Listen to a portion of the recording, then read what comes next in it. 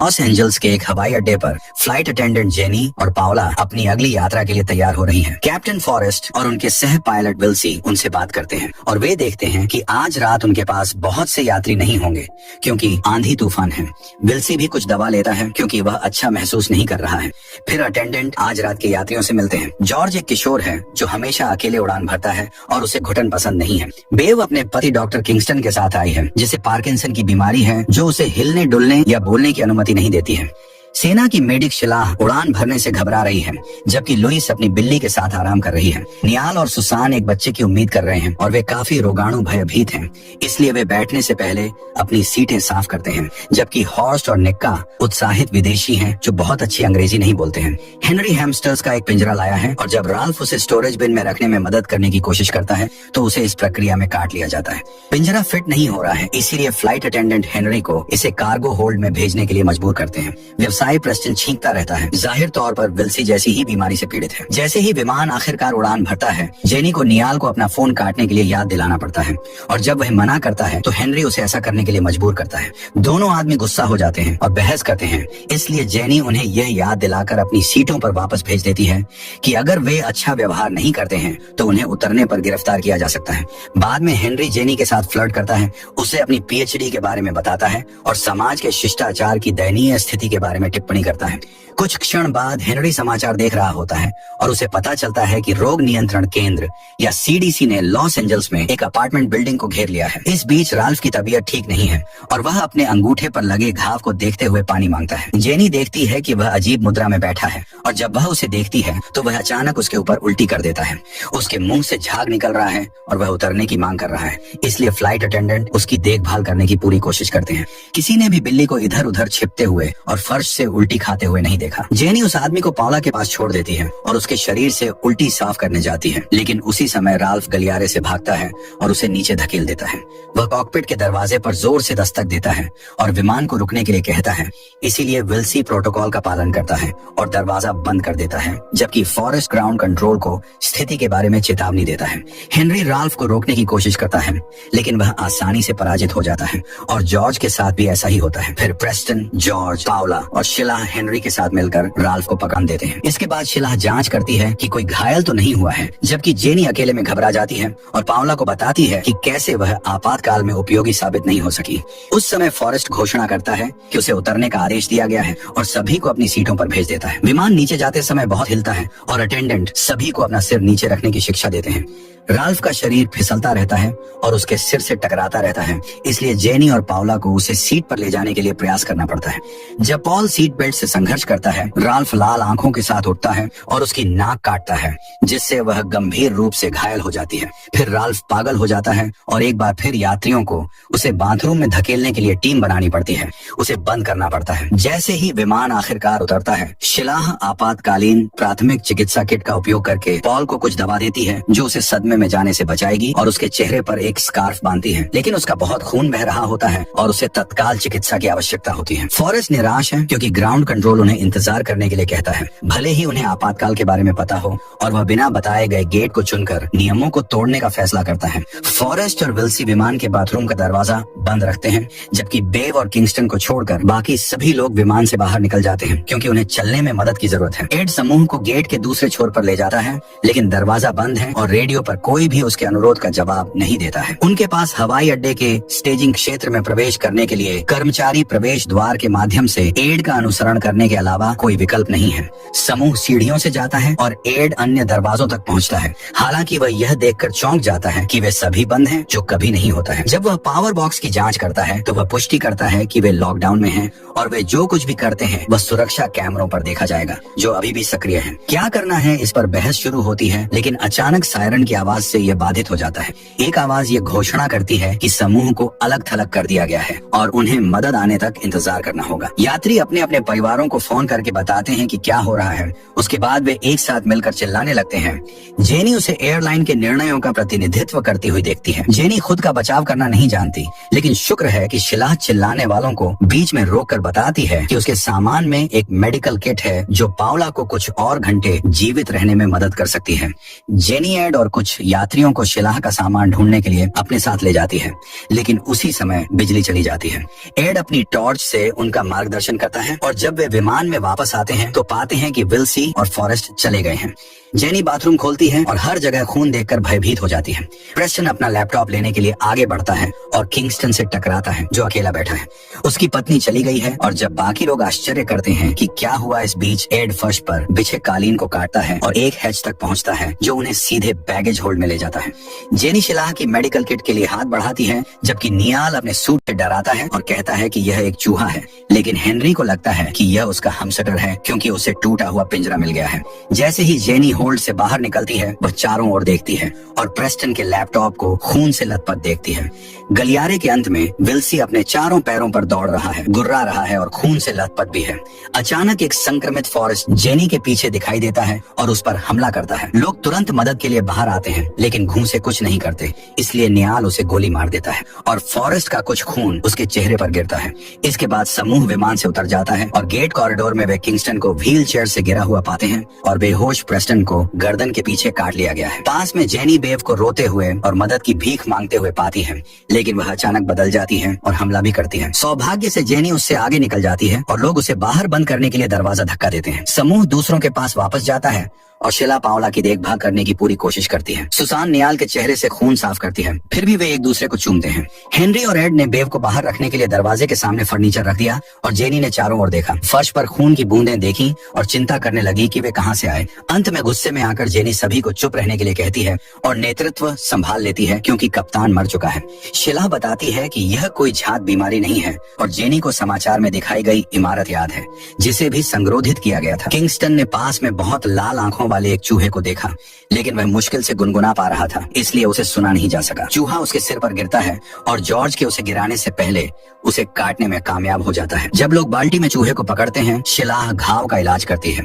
फिर समूह जॉर्ज और पाउला को एक टोकरे में बंद करने के लिए सहमत होता है अगर वे भी बदल जाते हैं। फिर एड चूहे को पकड़ने के लिए दस्ताने का उपयोग करता है और देखता है कि उसके पैर पर एक टैग है जिसका अर्थ है कि यह एक प्रयोगशाला से भाग गया है।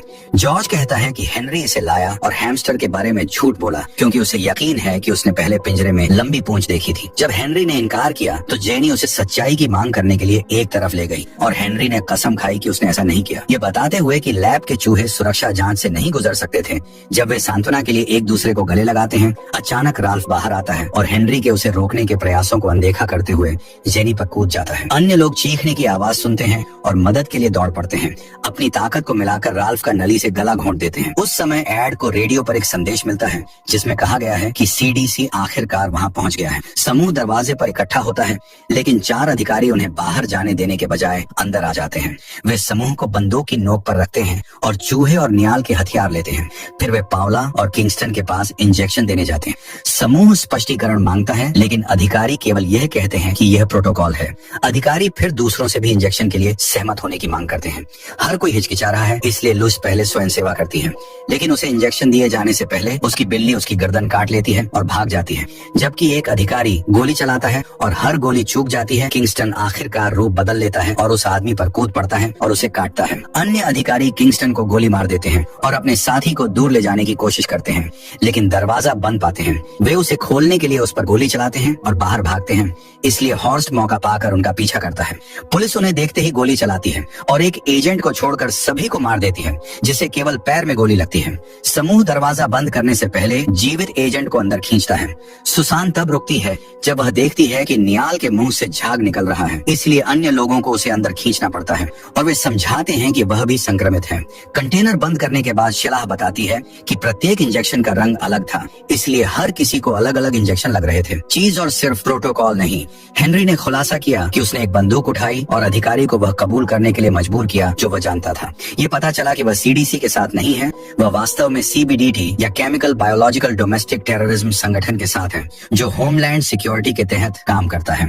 उनकी एक यूनिट कुछ घंटे पहले पंथ द्वारा बनाई गई जैव आतंक प्रयोगशाला मिली। उन्होंने एक उत्तरजीवी के आधार पर एक इलाज विकसित करने की कोशिश की, लेकिन इससे यह और भी बदतर हो गया, जिसका अर्थ था कि यह समूह अगला मानव परीक्षण होने जा रहा था। चूहों में बीमारी की पुष्टि होने के बाद अधिकारी हेनरी से बंदूक ले लेता है और खुद को हटा देता है। निक्का का ब्रेकडाउन हो जाता है, जबकि एड को याद है कि यह टर्मिनल अक्सर एक पुरानी जल निकासी निकासी सुरंग के कारण भर जाता है, जिसका अर्थ है कि अगर वे इसे पा लेते हैं तो वे इससे बच सकते हैं। अचानक विल्सी कंटेनर के ऊपर एक खुले स्थान पर प्रकट होता है और एड का हाथ पकड़ लेता है, इसलिए हेनरी उसे गोली मारने की कोशिश करता है, लेकिन उसे पता चलता है कि उसके पास कोई गोली नहीं है। एड जॉर्ज से एक बटन दबाने के लिए कहता है, जो कंटेनर को ऊपर उठाता है और विल्सी को एक बीम से कुचल देता है। इसके बाद समूह कंटेनर छोड़ देता है और एड उन्हें क्षेत्र के माध्यम से मार्गदर्शन करता है, जबकि जेनी नोटिस करती है कि हेनरी गायब है। निक्का पीछे चलती है और अचानक कुछ उसे दूसरों से दूर खींच लेता है, इसलिए समूह भागने के लिए सीढ़ियों पर चढ़ जाता है। गुप्त रूप से हेनरी एक अन्य बंदूक के साथ एक बैग तक पहुंच रहा है। जैसे ही समूह भागता है, जेनी ठोकर खाती है और पावला को ढूंढती है, जो भी रूपांतरित हो गई है। फिर समूह एक कार्यालय में पहुंचता है, जहां वे टर्मिनल ब्लूप्रिंट की तलाश करते हैं, जो उन्हें दीवार के पार जल निकासी सुरंग खोजने का रास्ता दिखाता है। इस बीच जॉर्ज ने खुलासा किया कि उसने हेनरी का बैग चुराया था और उसके अंदर उसे प्रयोगशाला प्रयोगों को रिकॉर्ड करने वाले संदिग्ध दस्तावेज मिले। एक रहस्यमय बॉक्स का तो जिक्र ही नहीं। उस समय सुसान और न्याल उन्हें ढूंढ लेते हैं और हमला करने की कोशिश करते हैं, लेकिन हेनरी वापस आ जाता है और समय रहते उन दोनों को गोली मार देता है। एड ने देखा कि हेनरी को काट लिया गया था और जॉर्ज ने मौके का फायदा उठाकर बॉक्स खोला, जिसमें दवाइयों का एक गुच्छा और एक सिरिंज निकली। हेनरी ने आखिरकार स्वीकार किया कि वह चूहों को लाया था और बताया कि वह अधिकारी द्वारा बताए गए पंथ का हिस्सा है। उनका लक्ष्य ग्रह को मनुष्यों से मुक्त करना है, जो हर दिन अधिक हिंसक और विनाशकारी होते जा रहे हैं। हेनरी ने जेनी को मारने की धमकी दी। अगर जॉर्ज ने मारक दवा नहीं दी तो एड उसे रोकने के लिए उस पर कूद पड़ा, लेकिन उसे गोली मार दी गई। बाकी लोग अब डर जाते हैं और हेनरी को मारक दवा दे देते हैं, जिसे वह अपने घाव से निकले खून में मिलाता है और अपनी आंख में इंजेक्ट करता है और समझाता है कि उसके समूह के कई संगठनों में अनुयायी हैं और इसी तरह उसने चूहों को सुरक्षा से गुजरने दिया। अब हेनरी जाने के लिए तैयार है और जॉर्ज को बंधक बनाकर लाना चाहता है। जेनी उसे रोकने की कोशिश करती है, लेकिन हेनरी उसे नीचे गिरा देता है और बच्चे और ब्लूप्रिंट के साथ भाग जाता है। जेनी को बहुत चक्कर आ रहा है, इसलिए शिला पहले बाहर जाती है। कुछ मिनट बाद जेनी भी बाहर आती है और उसे संक्रमित प्रेस्टन मिल जाता है। पीछा शुरू होता है और प्रेस्टन उसे लगभग पकड़ लेता है, इसलिए जेनी को उसे लात मारकर उतारना पड़ता है। फिर वह उसे एक मशीन में फंसाती है और हैच ढक्कन से उसके सिर पर तब तक वार करती है जब तक वह मर नहीं जाता। इसके बाद वह जॉर्ज की तलाश जारी रखती है और उसे एक अलग रास्ता अपनाना पड़ता है जब वह पास में एक रूपांतरित निक्का को खड़ा देखती है। दूसरे कमरे में जाते हुए वह शिला से टकराती है, जिसने अधिकारी के थर्मल गॉगल्स वापस ले लिए हैं। वह उन्हें जेनी पर डालती है और बताती है कि उसे काट लिया गया है, इसीलिए वह जेनी से जॉर्ज के पीछे जाने के लिए कहती है, जबकि वह उसे कुछ समय देती है। शिला मुख्य कमरे में वापस जाती है और बाकी संक्रमित लोगों का ध्यान आकर्षित करने के लिए जोर से बोलती है, जो तुरंत उसे मारने के लिए उस पर कूद पड़ते हैं।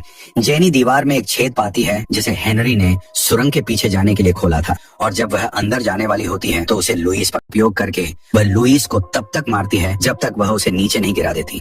फिर जेनी दीवारों के बीच के हिस्से से गुजरती है और देखती है कि गॉगल्स की वजह से जमीन पर खून की बूंदें गिर रही हैं। जब वह कुछ जानवरों को देखती है तो वह डर जाती है, लेकिन वे सिर्फ चूहे होते हैं, लैब के चूहे नहीं। खून के निशान का पीछा करते हुए जेनी को ब्लूप्रिंट और हेनरी की शर्ट एक सीढ़ी के बगल में मिलती है, जो ड्रेनेज सुरंग में जाती है। वह नीचे देखती है और जॉर्ज को ढूंढती है, जो बताता है कि मारक ने काम नहीं किया और हेनरी भी बदल गया है। जॉर्ज की चेतावनियों को अनदेखा करते हुए जेनी नीचे जाती है और अपने चश्मे पर कुछ खून गिरता हुआ देखती है। अचानक हेनरी प्रकट होता है और उस पर हमला करता है, जिससे वह चश्मा गिरा देती है, इससे पहले कि वह उसे इधर उधर फेंकना शुरू करे। जबकि जेनी उसे वापस पकड़ने की पूरी कोशिश करती है, जॉर्ज चश्मा लगाता है और बंदूक पकड़ता है, हेनरी को गोली मारता है। अब मुक्त जेनी चश्मा वापस लेती है और सिर पर वार करके हेनरी को खत्म करने के लिए रिंच का उपयोग करती है। उस पल हैच के नीचे बड़ी लपटें दिखाई देती हैं, जिसका अर्थ है कि बाहर की टीमें टर्मिनल को जला रही हैं। दुर्भाग्य से निकास अवरुद्ध है, लेकिन जेनी को एक सामान मिल जाता है। सुरंग में घुसकर ढक्कन को लात मारकर गिरा देता है। जॉर्ज वहां जाने से बहुत डरता है, इसलिए जेनी उसे चश्मा देती है और सुरक्षा के लिए उसे पहले जाने देती है। जैसे ही वे बाहर विस्फोटों की आवाज सुनते हैं, दोनों जितनी तेजी से हो सके भागते हैं। हालांकि जल्द ही जेनी थकने लगती है और उसे पता चलता है कि वह संक्रमित है। जॉर्ज पलटता है और उसे उल्टी करते हुए देखता है, फिर भी वह उसके बिना जाने से इनकार कर देता है। जेनी सिर्फ उसके लिए उसका पीछा करने के लिए सहमत हो जाती है। अंततः वे निकास द्वार ढूंढ लेते हैं, जो सलाखों से अवरुद्ध है। जॉर्ज किसी तरह उनमें से गुजरने में कामयाब हो जाता है और जब वह फिर से मुड़ता है तो रूपांतरित जेनी सलाखों के बीच से उस पर हमला करने के लिए पहुंचती है। शुक्र है कि वह अंदर आने के लिए बहुत बड़ी है और जॉर्ज अपनी जैकेट उतारकर आजाद हो जाता है। बाद में जॉर्ज आखिरकार हवाई अड्डे से भागने में सफल हो जाता है।